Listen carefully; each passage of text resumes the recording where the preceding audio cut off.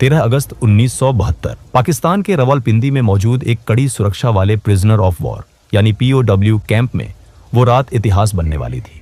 यही वो कैंप था जहां 1971 के भारत पाकिस्तान युद्ध के बाद भारतीय वायुसेना के 12 पायलटों को बंदी बनाकर रखा गया था।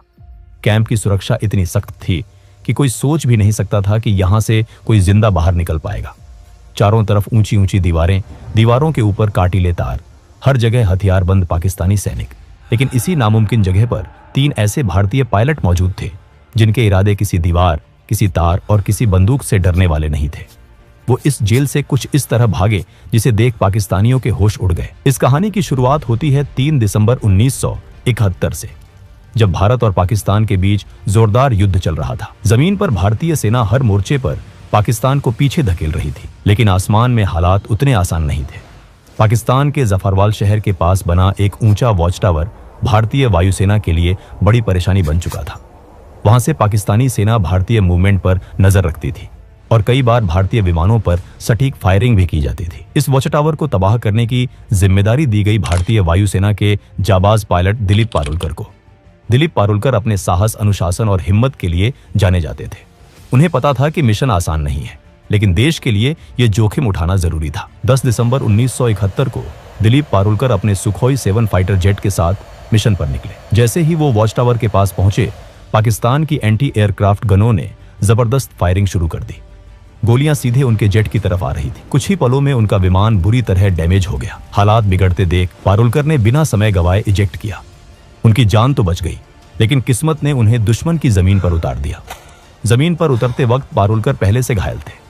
दर्द से जूझते हुए वो खुद को संभाल ही रहे थे कि आसपास के पाकिस्तानी आम लोग वहां जमा होने लगे। भीड़ दुश्मन चिल्लाने लगी। देखते ही देखते लोगों ने उन्हें पीटना शुरू कर दिया। उनका सामान छीन लिया गया। चोट, थकान और मारपीट की वजह से पारुलकर वहीं बेहोश हो गए। अगर थोड़ी भी देर हो जाती तो शायद भीड़ उन्हें जान से मार देती, लेकिन तभी पाकिस्तानी सैनिक वहां पहुंच गए। सैनिकों ने भीड़ को हटाया और कहा, यह जिंदा हमारे ज्यादा काम का है। इस तरह दिलीप पारुलकर को मौत के मुंह से निकालकर हिरासत में ले लिया गया। जब पारुलकर को होश आया तो उन्होंने खुद को एक अंधेरी, तंग और सीलन भरी कोठरी में बंद पाया। सामने एक पाकिस्तानी अधिकारी खड़ा था। उसने कागज और पेंसिल उनकी तरफ बढ़ाए और कहा, आदमपुर एयरबेस का नक्शा बनाओ। आदमपुर एयरबेस भारतीय वायुसेना का एक बेहद अहम ठिकाना था। पारुलकर ने तुरंत मना कर दिया। इसके बाद शुरू हुआ टॉर्चर का सिलसिला। आखिरकार भारी दबाव में आकर पारुलकर ने नक्शा बना दिया। पाकिस्तानी अधिकारी बहुत खुश हुआ, लेकिन कुछ देर बाद वो गुस्से में वापस लौटा। असल में पारुलकर ने आदमपुर एयरबेस का नहीं, बल्कि मुंबई एयरपोर्ट का नक्शा बना दिया था। गुस्से में अधिकारी ने सजा सुना दी। पूरी रात कोठरी के एक कोने में खड़े रहना होगा। एक गार्ड को आदेश दिया गया कि अगर पारुलकर बैठे तो तुरंत गोली मार दी जाए। पूरी रात पारुलकर खड़े रहे। शरीर जवाब दे रहा था, लेकिन गार्ड को उन पर तरस आ गया। उसने धीरे से कहा, सुबह तक बैठ जाओ, अगर कोई आएगा तो मैं खास दूंगा, तब तुम खड़े हो जाना। इसके बाद कई रातें पारुलकर ने उसी अंधेरी कोठरी में बिताई। लगातार टॉर्चर हुआ, लेकिन उन्होंने अपने मुंह से कुछ नहीं निकाला। आखिरकार पाकिस्तानी अधिकारी भी थक गए और कुछ दिनों बाद उन्हें बाकी भारतीय बंदियों के साथ एक ही कैंप में डाल दिया गया। यही था रावलपिंडी का POW कैंप, जहां भारतीय वायुसेना के 12 पायलट कैद थे। यहां पारुलकर को पता चला कि बाकी साथियों के साथ भी ऐसा ही बर्ताव हुआ था। सबने दर्द सहा था, लेकिन किसी का हौसला नहीं टूटा था। इस कैंप के इंचार्ज थे उस्मान हामिद। वो भारतीय पायलटों के साथ सम्मान से पेश आते थे। हालांकि कई पाकिस्तानी अधिकारियों को ये बात बिल्कुल पसंद नहीं थी। उसी उस्मान हामिद ने भारतीय पायलटों को एक कैसेट प्लेयर और एक एटलस दिया। शायद उन्हें अंदाजा भी नहीं था कि ये छोटी सी मदद आगे चलकर कितनी बड़ी कहानी लिखेगी। 25 दिसंबर 1971 को कैंप में खबर पहुंची, ढाका में पाकिस्तान ने सरेंडर कर दिया है। भारत युद्ध जीत चुका है। 93,000 पाकिस्तानी सैनिक भारत की क़यादत में थे। कैंप में खुशी की लहर दौड़ गई। सबको लगा कि अब जल्द ही वो घर लौटेंगे, लेकिन दिलीप पारुलकर का मन कुछ और कह रहा था। उन्हें पता था कि कैदियों की अदला बदली में लंबा वक्त लग सकता है। उन्होंने साथियों से कहा, अगर हम यहां बैठे रहे तो शायद सालों लग जाए, क्यों ना हम खुद ही रास्ता निकालें। पहली बार किसी ने उनका साथ नहीं दिया, लेकिन पारुलकर हार मानने वाले नहीं थे। उनके दिमाग में एक बीज पड़ चुका था, आजादी का बीज, और यही बीज आने वाले महीनों में एक ऐसी योजना में बदलने वाला था जो रावलपिंडी की दीवारों को हिला देने वाली थी। 25 दिसंबर 1971 के बाद रावलपिंडी POW कैंप में एक अजीब सी खामोशी फैल गई थी। बाहर की दुनिया में जंग खत्म हो चुकी थी, लेकिन इन 12 भारतीय पायलटों के लिए लड़ाई अभी बाकी थी। सबको उम्मीद थी कि भारत और पाकिस्तान के बीच युद्ध बंदियों की अदला बदली जल्द होगी, लेकिन दिन बीतते गए, हफ्ते गुजर गए और कोई ठोस खबर नहीं आई। दिलीप पारुलकर को अंदर ही अंदर ये महसूस हो रहा था कि सरकारों की बातचीत में बहुत समय लग सकता है। उनका मन मानने को तैयार नहीं था कि वो बस इंतजार करते रहे। उनके लिए आजादी का मतलब था खुद के दम पर निकलना। शुरुआत में उन्होंने एक अलग योजना सोची। जब रात को टॉयलेट जाने के लिए एक सिपाही उनके साथ आता था, तब उसकी बंदूक छीनकर उसे ढाल बनाकर बाहर निकलने का प्लान बनाया गया।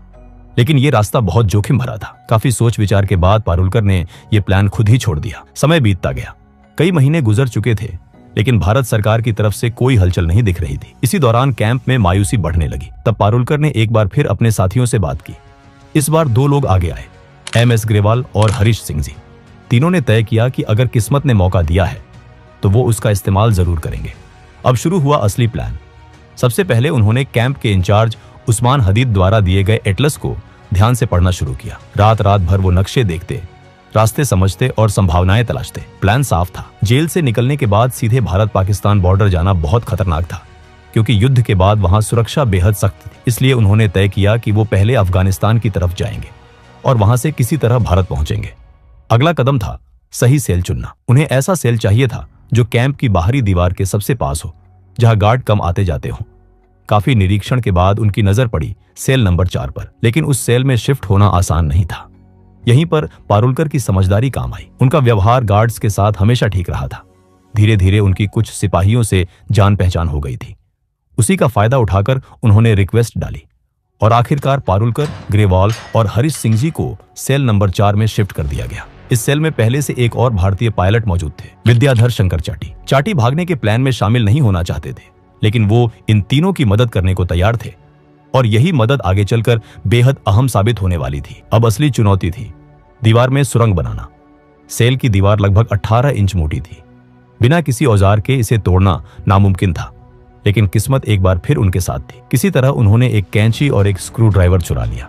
हर रात ठीक 12 बजे से 1 बजे तक बेड के नीचे जाकर काम शुरू होता। एक आदमी दीवार कुरेदता, बाकी 3 पहरा देते।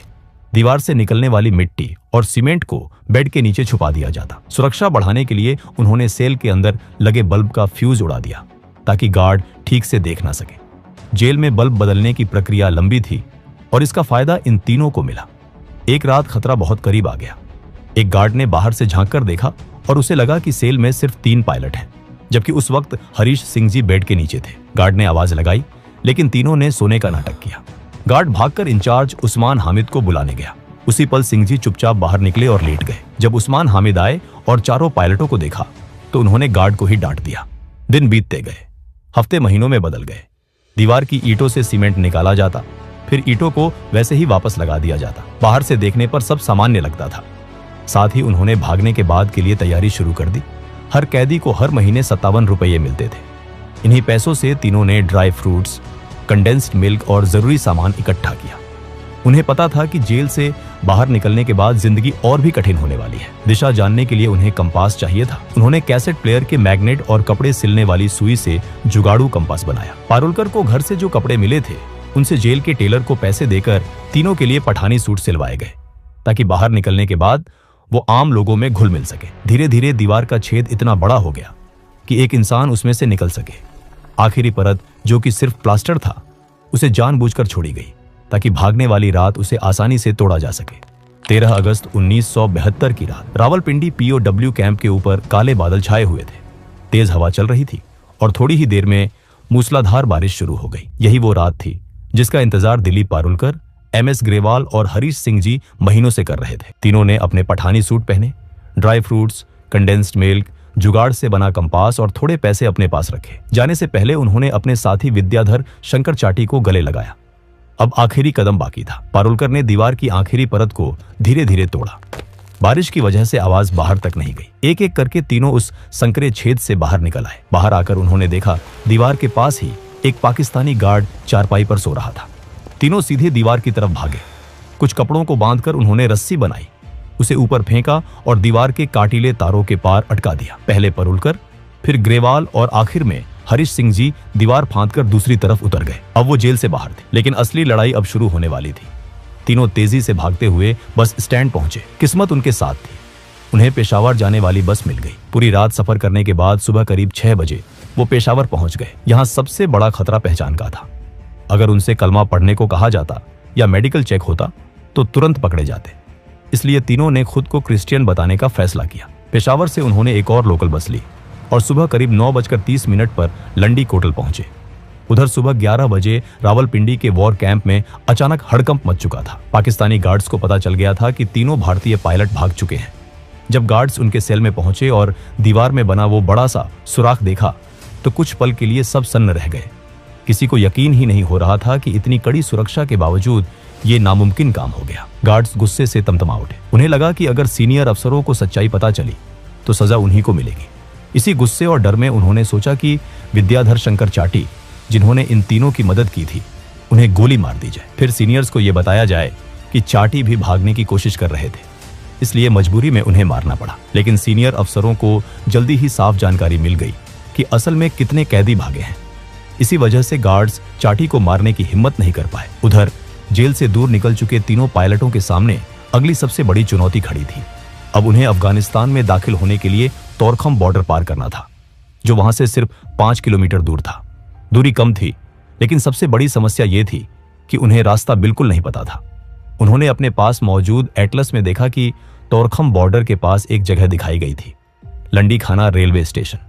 नक्शे के हिसाब से अगर वो वहां पहुंच जाते तो वहीं से होते हुए तोरखम बॉर्डर जाना आसान हो सकता था। लेकिन उन्हें यह नहीं पता था कि यह नक्शा बहुत पुराना था और लंडी खाना रेलवे स्टेशन 1932 में ही बंद हो चुका था। तीनों एक चाय की टपरी पर पहुंचे और वहां खड़े एक आदमी से पूछा, लंडी खाना कैसे जाए? ये सुनते ही आसपास के लोग उन्हें घूरने लगे। तभी एक आदमी आगे आया और सख्त लहजे में पूछा, तुम कौन हो, कहां से आ रहे हो और कहां जा रहे हो? पारुलकर ने जवाब दिया, हम पाकिस्तान एयरफोर्स के अफसर हैं, छुट्टी पर हैं और घूमने जा रहे हैं। दुर्भाग्य से वो आदमी तहसीलदार का क्लर्क था।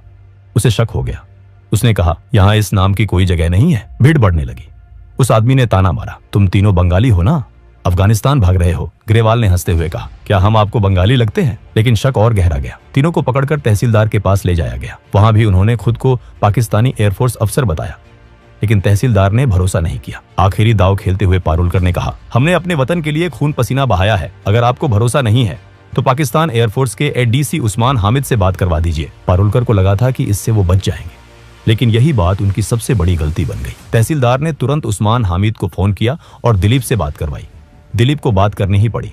इसी पल उस्मान हामिद को समझ आ गया कि तीनों वही भारतीय पायलट हैं जो रावलपिंडी कैंप से भागे हैं। उस्मान हामिद ने तहसीलदार से फोन पर कहा, ये हमारे लोग हैं, जब तक हमारे सिपाही वहां नहीं पहुंचते इन्हें सुरक्षित रखा जाए। कुछ घंटों बाद पाकिस्तानी सैनिक आए और तीनों को दोबारा रावलपिंडी ले जाया गया। उन्हें 30 दिन की सॉलिटरी कन्फाइनमेंट की सजा दी गई।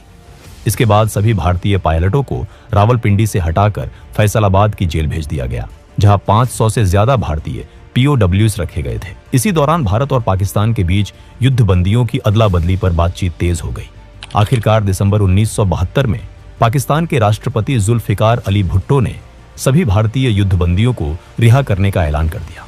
जब ये भारतीय जवान वागाह बॉर्डर से भारत लौटे तो वहां इंसानों का सैलाब उमड़ पड़ा। हजारों लोग तिरंगे लेकर खड़े थे। नारों की गूंज थी। सैनिकों की आंखों में आंसू और चेहरे पर गर्व था। ये कहानी सिर्फ एक जेल से भागने की नहीं थी, ये कहानी थी हौसले की।